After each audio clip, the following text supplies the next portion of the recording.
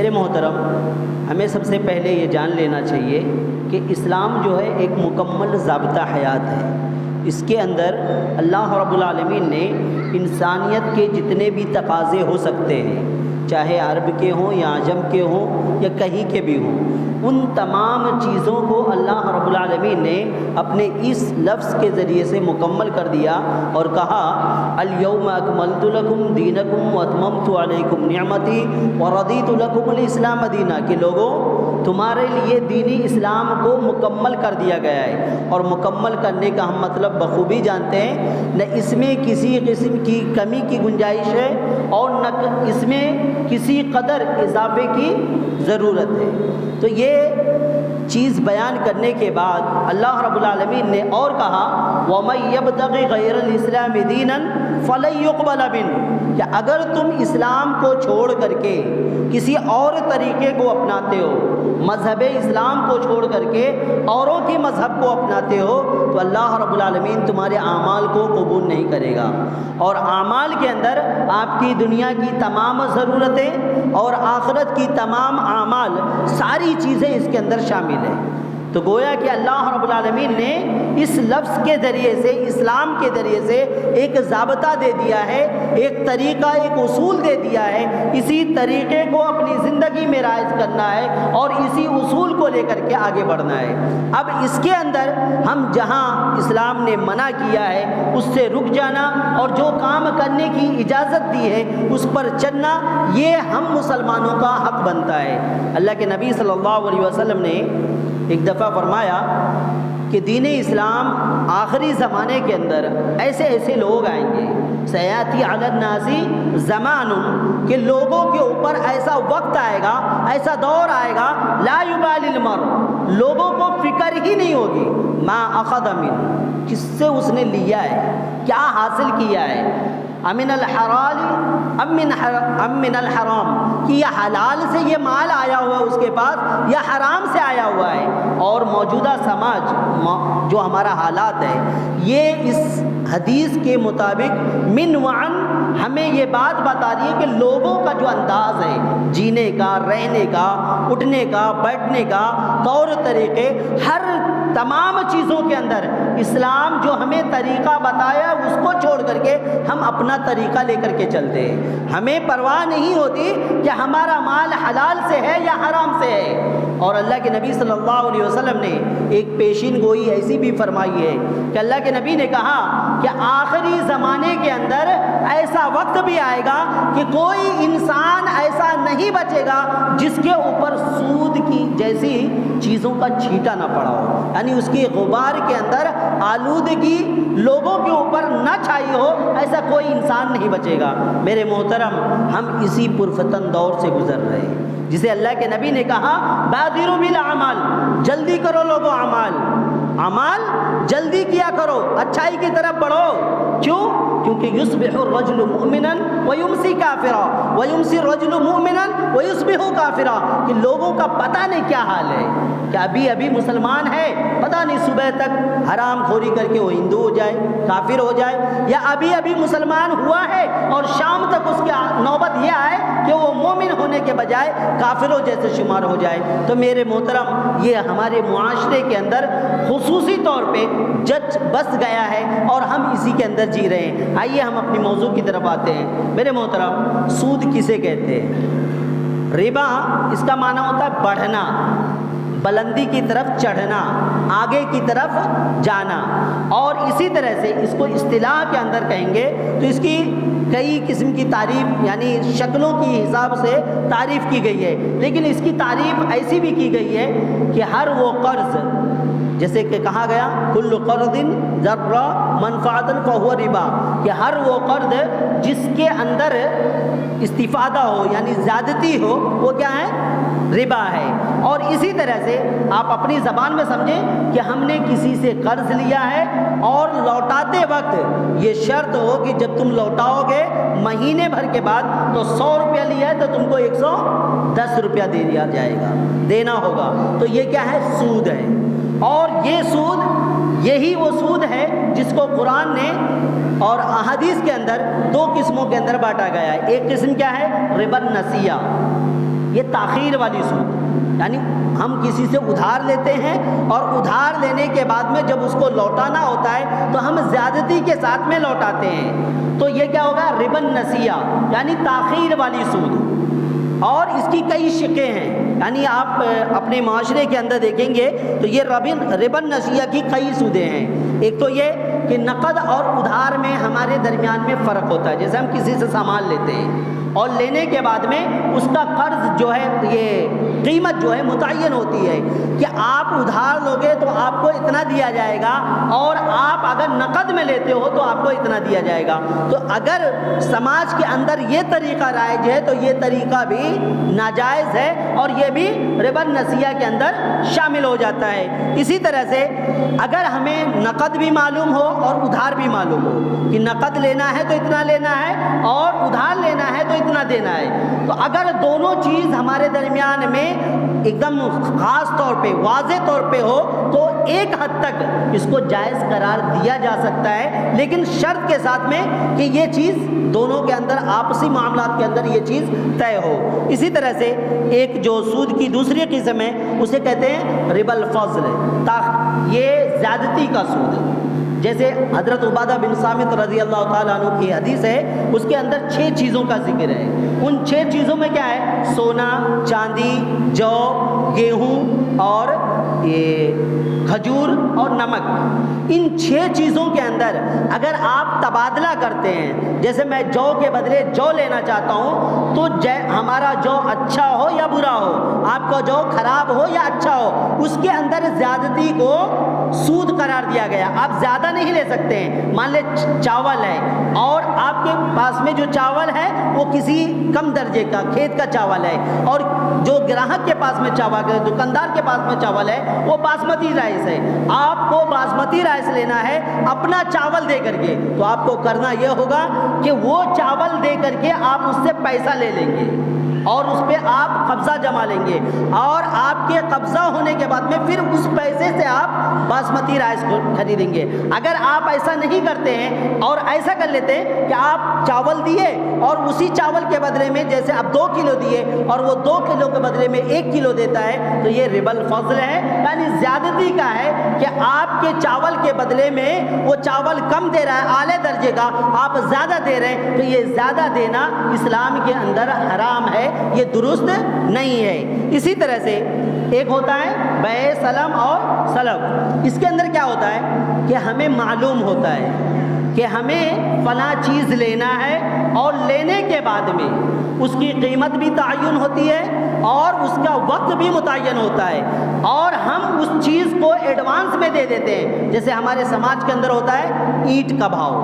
اینٹ جب ہم خریدنے جاتے ہیں تو ایک سمے ہوتا ہے کہ اینٹ کا بھاؤ اس سمے پہ آپ دیں گے تو آپ کو 6,000 روپیہ 1,000 اینٹ دے دیا جائے گا، لیکن اسی چیز کو آپ اسی ٹائم میں متعین کر لیے کہ میں 6,000 دوں گا، اور وہ سامنے والا مان بھی لیا ہے کہ ٹھیک ہے جب اینٹ ہم آپ کو دیں گے تو 1,000 6,000 میں دے دیں گے۔ تو اگر یہ چیز متعین ہے، آپ دونوں آدمی اس چیز پر ایگری ہیں، راضی ہیں، تو یہ چیز جائز ہے۔ لیکن اسی میں اگر آپ زیادتی وہ طلب کرنے لگے کہ ابھی 6,000 نہیں، ابھی 10,000 کا بھاؤ چل رہا ہے، تم کو 10,000 دینا پڑے گا، تو سمجھ جائیے کہ یہ زیادتی ہے اور اس زیادتی کو اسلام نے حرام قرار دیا ہے۔ اسی طرح سے جو ہماری کمیٹی کے اندر مطلب معاشرتی طور پہ ہمارے درمیان میں جو سود ہوتے ہیں اس کی بہت ساری شکلیں ہیں، جسے ہم معاشرتی سود کہہ سکتے ہیں۔ میرے بھائی، سود لینے کی نوبت کیوں آتی ہے؟ اس کی ایک اہم وجہ یہ ہے کہ ہم نے اسلام کا جو طریقہ قرض کا ہے، قرض حسنہ کا،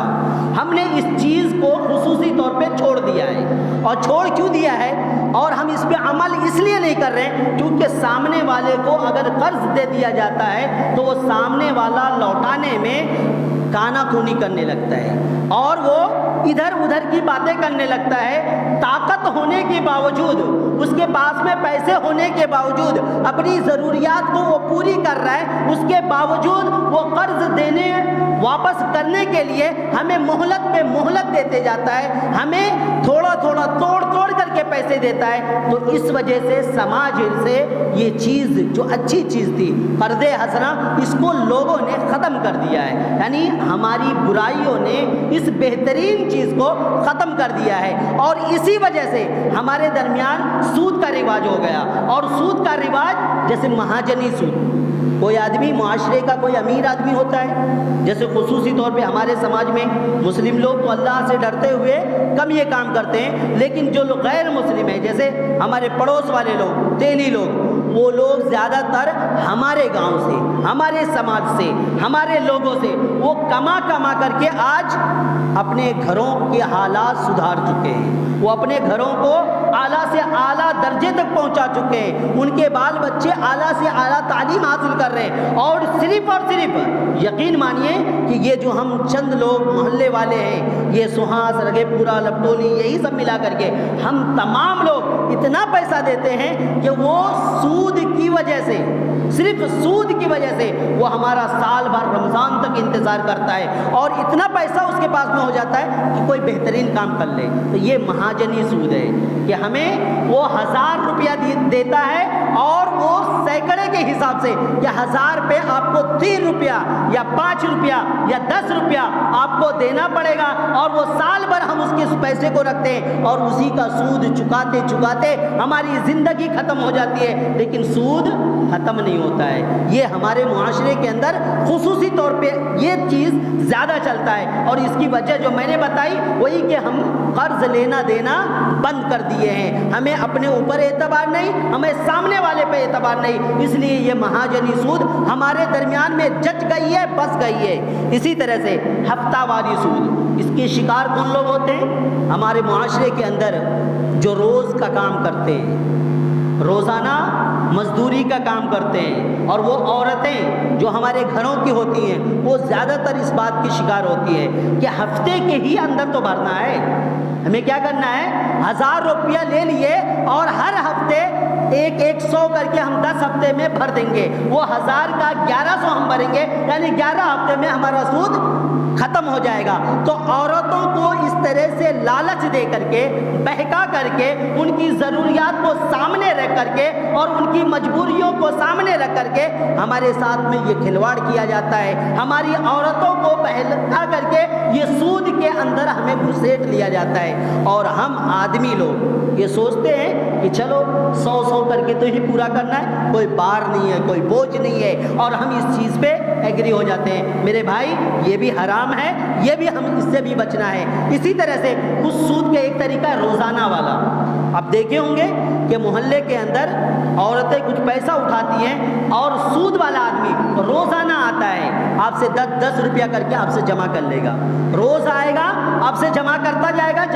جائے گا، وہ بھی اسی طرح سے مہاجنی سود، ہفتہ واری سود، روزانہ کا سود، یہ سب اسی کے اندر شامل ہو جاتا ہے۔ یعنی اس کا بھی طریقہ یہی ہے کہ آپ 1000 میں 1100 روپیہ بھریے اور روز کے حساب سے دیجئے، آپ کے اوپر بوجھ کہاں پڑ رہا ہے۔ یعنی ہمیں سمجھایا جاتا ہے، ہمارا مائنڈ کو سیٹ کیا جاتا ہے، ہماری دماغ کو سیٹ کیا جاتا ہے کہ آپ کو مشکل کہاں پڑ رہا ہے، آپ لے لیجئے، آپ آسانی سے بھر دیں گے۔ اسی طرح سے سموہ کا سود، یہ جو ہمارے معاشرے کے اندر زیادہ تر اور اب جو چلا ہوا ہے، یہ بہت بڑی بیماری ہے، جو ہماری عورتوں کو اس قدر اس کے اندر گھسا دیا گیا ہے، اور اس قدر ہماری عورتوں کے دماغ کے اندر بیٹھ گیا ہے کہ یہ والا طریقہ حد سے زیادہ رائج ہو گیا ہے کہ آپ 10 عورتوں کو جمع کیجئے، اور جمع کرنے کے بعد میں آپ 10 عورتوں میں سے کسی ایک کو 30,000 دیا جائے گا۔ کتنا دیا جائے گا؟ 30,000 دیا جائے گا۔ وہ ایک عورت اٹھا لے گی، اور 10 آدمی مل کر کے وہ ہمیشہ بھرتے رہیے، پھر وہ بھر کر کے پھر اس کے بعد میں دوسرے ہفتے میں یا دوسرے مہینے میں دوسری عورت کو دیا جائے گا، تیسرے مہینے میں تیسری عورت کو۔ اس طرح سے ساری عورتیں مل کر کے پہلے لوگوں کو جمع کرتی ہیں، اپنی سہیلیوں کو جمع کرتی ہیں، اپنے رشتہ داروں کو جمع کرتی ہیں، اور جمع کرنے کے بعد میں ایک کر کے اس کے اندر ملوث ہو جاتے ہیں، اور اصولی کے نام پر جب یہ لوگ ہمارے معاشرے کے اندر اصول کرنے آتے ہیں، آپ دیکھیں گے کہ ہماری عورتیں اپنے گھر چھوڑ کر کے اپنے رشتہ داروں کے یہاں جا بستی ہیں، معلوم ہے کہ آج جمعہ کا دن ہے، یہ سود لینے والے آنے والے ہیں، سموہ والے آنے والے ہیں، تو بعض عورتوں کو یہاں تک سنا گیا ہے کہ ان کو اٹھا کر کے لے کے جاتے ہیں۔ یقین نہیں آتا تو آپ محلے میں پوچھ لیجئے، آپ کو کئی واقعات ایسے ملیں گے کہ یہ سود لینے والے سموہ والے ہماری معاشرے کی عورتوں کو اٹھا کر کے لے جاتے ہیں، اور اس کے آگے میں کیا کہوں، اللہ جانے وہ لوگ کیا کرتے ہیں اس کے ساتھ میں، پھر اس سے وہ پیسہ زبرن وصول کرتے ہیں، یہاں تک کہ عورتیں اپنا گہنا زیور اور جھوٹ بول کر کے، بیماری کا بہانہ کر کے اپنے رشتہ داروں سے پیسہ جمع کرتی ہے۔ یعنی حد سے زیادہ ہماری عورتیں اس بیماری کے اندر ملوث ہیں، اور اس قدر پریشان ہے کہ جمعہ آتے ہی کھانے کو ملے یا نہ ملے، اسے سود کے لیے پیسہ جمع کرنا، اس سموہ والوں کے لیے پیسہ جمع کرنا ضروری ہو جاتا ہے، اور ہماری عورتیں اسی کے اندر پریشان ہیں۔ میرے محترم، اللہ رب العالمین سے دعا کریں کہ اللہ رب العالمین اس عذاب سے ہم تمام لوگوں کو بچائے۔ اسی طرح سے ایک بسی والی سود، کمیٹی والی سود، یعنی آپ بہت سارے لوگ جمع ہو جاتے ہیں، 25 لوگ جمع ہو گئے، 10 ہزار کر کے 2.5 لاکھ روپیہ مہینے کا جمع کریں یا 25,000 جمع کریں، اور جمع کرنے کے بعد میں جب 1 لاکھ کا رقم جمع ہو جاتا ہے تو سارے کمیٹی والے بیٹھتے ہیں، اور بیٹھ کر کے اس کا پھر بولی لگتا ہے۔ اور بولی کس قدر لگائی جاتی ہے کہ اگر 1 لاکھ روپیہ ہے، اس کو سب سے کم قیمت میں کون لیتا ہے، یعنی 1 لاکھ کو اگر کوئی 60-70 ہزار میں لینے کو تیار ہو جاتا ہے، اس کو دے دیا جاتا ہے۔ اگر کوئی ضرورت مند ہے اس سے بھی زیادہ کم پہ آ جائے تو بھی کمیٹی والے کو اعتراض نہیں ہوتا ہے، وہ کیا کرتے ہیں، اس کو بھی قبول کر لیتے ہیں۔ اس کے اندر دیکھیے کتنی برائی ہے کہ ایک تو ہم معاشرے کے لوگوں کو اس کے اندر بیٹھا دیے، اور دوسری بات یہ کہ ہم نے کسی کے اوپر ظلم کیا ہے، اور ظلم اس قدر کیا ہے کہ وہ 1 لاکھ جمع کیا ہے اور بندہ اس سے فائدہ کتنا اٹھا رہا ہے، 60,000 70,000، اور وہ جو باقی کا اوپر کا جو بچا وہ سارے لوگ آپس میں مل کر کے بانٹ لیتے ہیں۔ اور کبھی کبھار تو یہاں تک کہ سننے میں آتا ہے کہ زبردستی کسی کو کم بولی لگایا جاتا ہے، جان بوجھ کے کہ میں 80 لیتا ہوں، اس سے لینا نہیں ہے، صرف سامنے والوں کو جھکانا ہے، اس سے کم درجے پہ لانا ہے، تو اس کے لیے کوئی بیچولی بن جاتا ہے، بیچ میں آ کر کے اپنے آپ کو کہتا ہے مجھے لینا تو نہیں ہے لیکن ایسا کام کرتے میں یہ بولی لگاتا ہوں، وہ تو خود بخود اس سے نیچے آ جائے گا۔ تو میرے محترم، یہ کمیٹی والی سود بھی ہمارے درمیان میں رائج ہے، یہ چیز بھی ہمارے لیے درست نہیں ہے۔ اسی طرح سے آ جائیں بینکوں کی طرف، بینک کا جو سود ہوتا ہے، خصوصی طور پہ ہم اس معاشرے کے اندر رہتے ہیں کہ بینک کے بغیر ہمارا کوئی کام ہو نہیں رہا ہے، ہمیں آدھار کارڈ بھی بینک سے جڑوانا ہے، اور اپنے کوئی بھی ضروریات کی چیز ہو، آپ کو چھوٹا سے چھوٹا کام کرانا ہو بینک کے ذریعے ہی کرانا پڑتا ہے۔ تو بینکوں کے اندر کئی قسم کے کھاتے کھلتے ہیں۔ سب سے پہلا جو بینک کے اندر کھاتا کھلتا ہے وہ ایک ہوتا ہے کرنٹ اکاؤنٹ۔ کیا ہوتا ہے؟ کرنٹ اکاؤنٹ، چالو۔ تو اس کے اندر علماء کا قول ہے کہ یہ جو کرنٹ اکاؤنٹ ہے نا، آپ اس کے اندر پیسہ ڈالتے ہیں اور فٹاک سے نکال لیتے ہیں، اس کے اندر مدت اور وقت متعین نہیں ہوتا ہے کہ آپ کب لیں گے، کب دیں گے، کب آپ کو لینا ہے، کب نہیں لینا ہے، کتنا لینا ہے، کتنا نہیں لینا ہے، بلکہ یہ کرنٹ چالو اکاؤنٹ ہوتا ہے۔ اس کے اندر علماء کرام 2 گروہ میں ہیں۔ ایک لوگ کہتے ہیں کہ چلو مجبوری ہے، ہم ایسے حالات میں رہتے ہیں کہ اس کے بغیر کام نہیں ہو سکتا ہے تو ہم ایسا کاروبار کر سکتے ہیں، لیکن دوسرے علماء کرام کہتے ہیں کہ جب ہم پیسہ جمع کرتے ہیں تو یہ جو ہمارا سود بنتا ہے اس کا یہ لوگ غلط فائدہ اٹھاتے ہیں، اس لیے ہمیں اس سے بھی بچنا چاہیے۔ اور یہ کیا ہوتا ہے؟ Fix deposit. جیسے کوئی اپنی بچی کے نام، خصوصی طور پہ ہمارے سماج میں لوگ بہت ڈرے ہوئے ہیں جہیز کے نام سے،